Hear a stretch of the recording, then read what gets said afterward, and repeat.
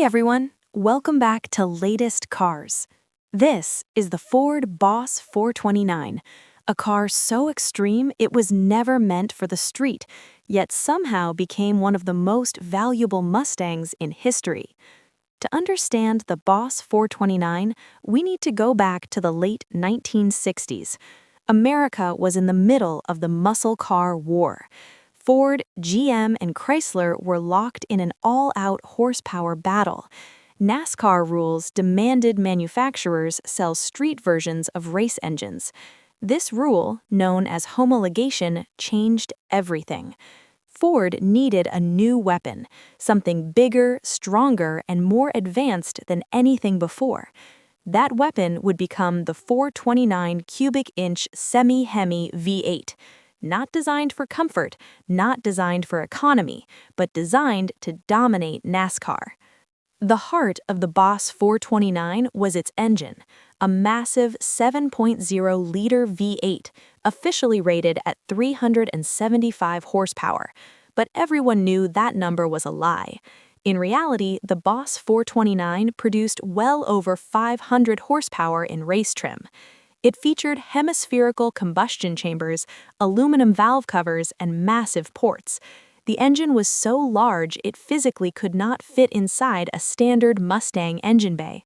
Ford outsourced the work to Carcraft, a specialty engineering firm. They had to modify shock towers, relocate suspension components, and reinforce the chassis. This was not a normal production car. It was hand-built, one by one.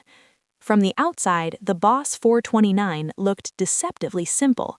No wild stripes, no massive spoilers, just subtle aggression. The wide front was not for style, it was for survival. Underneath that hood, everything was packed tight, almost violently so. The hood scoop wasn't cosmetic, it was functional, feeding air to the monstrous engine. Only a few colors were offered, including Wimbledon white, grabber blue, and raven black. This was a car for serious drivers, not attention seekers. Every detail existed for one reason: performance. Inside the Boss 429, luxury was an afterthought. The interior was basic, purposeful, and raw. High back bucket seats, a simple dash, and minimal insulation. Turn the key and the engine roars to life. The sound is deep, mechanical, and intimidating. Driving the Boss 429 was not easy. The clutch was heavy, the steering demanded strength. This car did not forgive mistakes. At low speeds, it felt angry, impatient, almost unhappy. But open the throttle and it transformed into a monster. On paper, the Boss 429 looked underwhelming. 0 to 60 times were not class-leading, but that was never the point. This engine was built for sustained high RPM abuse. On the track, it was unstoppable. The massive heads allowed incredible airflow. With minor tuning, these engines easily surpassed 600 horsepower. The 4-speed manual transmission was mandatory. No automatics, no compromises. This was a driver's car, whether you were ready or not. The real purpose of the Boss 429 lived on the racetrack. Ford needed NASCAR dominance, and the engine delivered. Once homologated, Ford teams refined the design.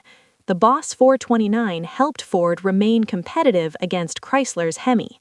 However, the street version suffered. It was expensive, difficult to maintain, and misunderstood. Many owners never realized what they had. Some engines were detuned, others abused. Only a few survived in original condition. Ford built the Boss 429 for only 2 years, 1969 and 1970. Total production numbers barely crossed 1,300 units. Each car was essentially hand-assembled. No two cars are exactly alike. This rarity is why values exploded decades later. Today, pristine examples sell for hundreds of thousands. Some have crossed the $1 million mark. What was once an unwanted Mustang is now automotive royalty. The Ford Boss 429 was never meant to be loved. It was built to win, not to please. It represented the peak of American muscle car excess: huge engines, minimal restraint, and racing above all else. Today, it stands as a symbol of an era that will never return. No modern car could exist like this, and that's exactly why the Boss 429 matters. If you enjoyed this deep dive, make sure to like, subscribe, and share, and let me know in the comments which classic muscle car we should cover next.